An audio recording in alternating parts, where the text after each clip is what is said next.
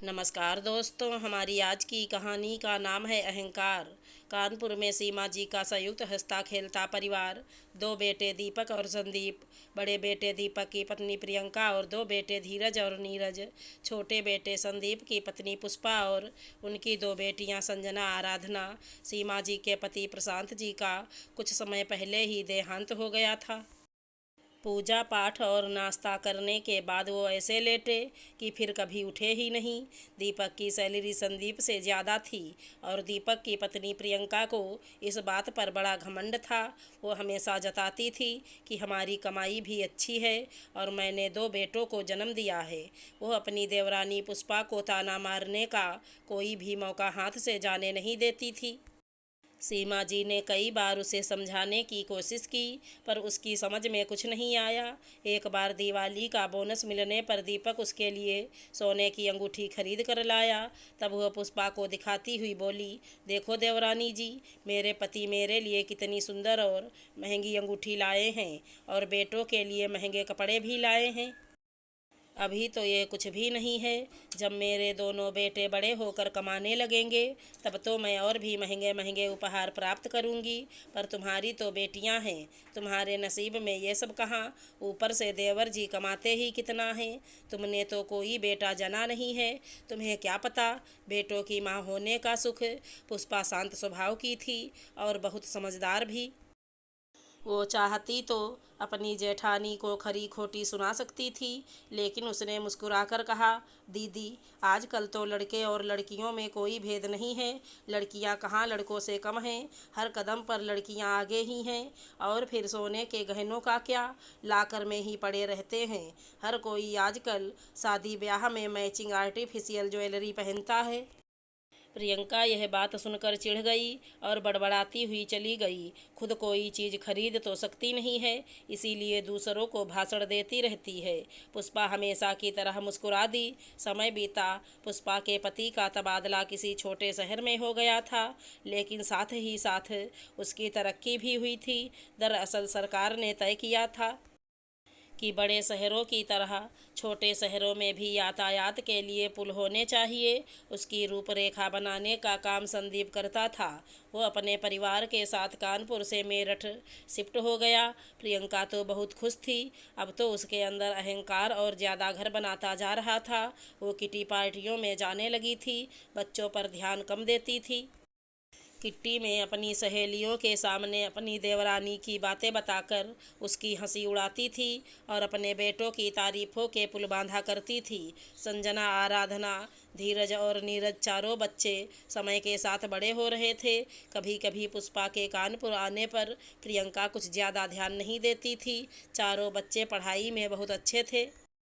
धीरज अपनी माँ की देखा देखी घमंडी हो गया था और साथ साथ बदतमीज भी। कई बार वो अपनी माँ प्रियंका का भी अपमान कर चुका था, लेकिन प्रियंका हंसकर टाल देती थी। कहती थी, कोई बात नहीं, अभी बच्चा है। जब भी कभी पुष्पा प्रियंका के पास आती तब कहती, दीदी आप भी कभी कभी हमारे घर आकर रहिए। प्रियंका टकासा जवाब देती, ना बाबा, तुम्हारे घर ना तो इन्वर्टर और ना एयर कंडीशनर। मैं तो बिल्कुल नहीं रह सकती एयर कंडीशनर के बिना। चारों बच्चे युवा हो चुके थे और अब सबसे बड़े बेटे धीरज का विवाह तय हो चुका था। 3 दिन पहले संदीप और उसका परिवार कानपुर आ गया। इन 3 दिनों में पुष्पा और उसके परिवार ने नोटिस किया कि धीरज छोटी छोटी बातों में प्रियंका का अपमान कर रहा है, लेकिन प्रियंका उसे कुछ नहीं कह रही है। हाँ, एक दो बार उसके चेहरे पर उदासी जरूर छा गई थी। पहले दिन उसने धीरज से कहा था, बेटा मेरा मोबाइल एक बार चेक कर लो, पता नहीं क्यों इसमें ठीक से आवाज़ नहीं आ रही है। धीरज ने बड़े रूखे तरीके से कहा, मम्मी आप खुद देख लो अपना मोबाइल, मेरे पास टाइम नहीं है, मुझे दोस्त के पास जाना है। ऐसा कहकर चला गया। तब पुष्पा ने अपनी छोटी बेटी आराधना से बड़ी मम्मी प्रियंका का फ़ोन देखने के लिए कहा। आराधना ने उनके फ़ोन की आवाज़ को एडजस्ट कर दिया। दूसरी बार प्रियंका ने धीरज से कहा, बेटा धीरज, अपने कपड़े जो तुम्हें सगाई और शादी में पहनने हैं संभाल कर एक जगह रख दो, ताकि बाद में ढूंढने ना पड़े और कोई परेशानी ना हो।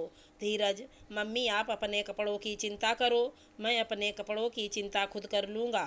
पुष्पा ने धीरज को टोका। धीरज, तुम किस तरीके से बात करते हो बड़ों से?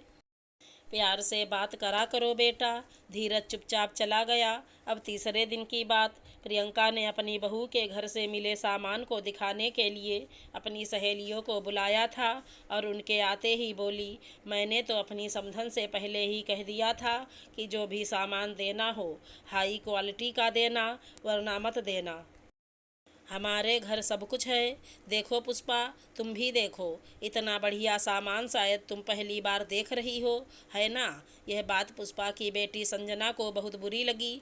वो कुछ कहने के लिए मुंह खोल ही रही थी कि पुष्पा ने उसे इशारे से चुप करवा दिया। प्रियंका की सारी सहेलियां सामान देखकर और नाश्ता खाने के बाद वापस जा रही थी और सामने से धीरज अपने दोस्तों के साथ आ रहा था। तभी अचानक प्रियंका की एक सहेली के पैर में उसकी साड़ी उलझ गई और वो धीरज के दोस्त से टकरा गई। उस लड़के ने उसे संभालने की बजाय उसे धक्का देते हुए कहा, यू इडियट ओल्ड लेडी, अंधी हो क्या? उस औरत को बहुत गुस्सा आया और उसने खड़े होकर उस लड़के को एक तमाचा लगा दिया। तब धीरज बीच में आ गया और चिल्लाने लगा, मम्मी अपनी इस बुढ़ी सहेली को समझाओ, वरना मुझसे बुरा कोई न होगा। इसने मेरे दोस्त पर हाथ क्यों उठाया? प्रियंका, तुम्हारे दोस्त ने इनका अपमान किया है, क्या तुमने देखा नहीं? धीरज, मम्मी आप इनकी साइड लेकर ठीक नहीं कर रही हो, मैं आपको भी देख लूँगा। अब संजना से रहा ना गया। उसने धीरज से कहा, धीरज एक तो तुम्हें अपने दोस्त की बदतमीजी दिखाई नहीं दे रही है और ऊपर से तुम सबके सामने अपनी माँ का अपमान कर रहे हो। ये किस तरीके से बात कर रहे हो? क्या आंटी जी जानबूझकर तुम्हारे दोस्त से टकराई थी? तुम्हारे दोस्त ने उन्हें गिरने से बचाया नहीं और ऊपर से उन्हें अंधी भी बोला। फिर भी तुम उसकी साइड लेकर बड़ी मम्मी का अपमान कर रहे हो। वैसे भी हम सब जब से आए हैं तुम्हारा व्यवहार देख रहे हैं, कभी भी तुम बड़ी मम्मी से प्यार से बात नहीं करते हो। धीरज चिल्लाया, तू बीच में मत पड़, मेहमान है और मेहमान की तरह ही रहे।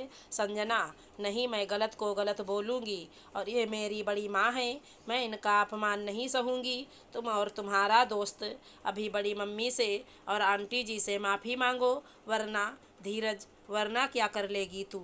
साधना, वरना हम सब साथ साथ हैं। दादी जी और नीरज भैया खुद भी आपकी शादी में नहीं जाएंगे, तुम ही चले जाना अपने दोस्तों के साथ। क्यों नीरज भैया? दादी ने, पूरे परिवार ने, नीरज ने संजना का साथ दिया।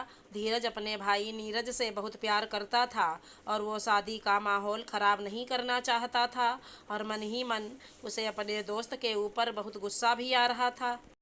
उसने माफ़ी मांगने में ही अपनी भलाई समझी। धीरज और उसके दोस्त ने सबसे माफ़ी मांगी और अगले दिन सुखपूर्वक विवाह संपन्न हुआ। इसके साथ साथ प्रियंका का अहंकार भी टूट चुका था और अब उसे अपनी देवरानी पुष्पा की परवरिश पर और उसकी दोनों बेटियों संजना आराधना पर गर्व था। अगर हमारी कहानी पसंद आई हो तो चैनल को लाइक शेयर सब्सक्राइब करें। राधे राधे दोस्तों।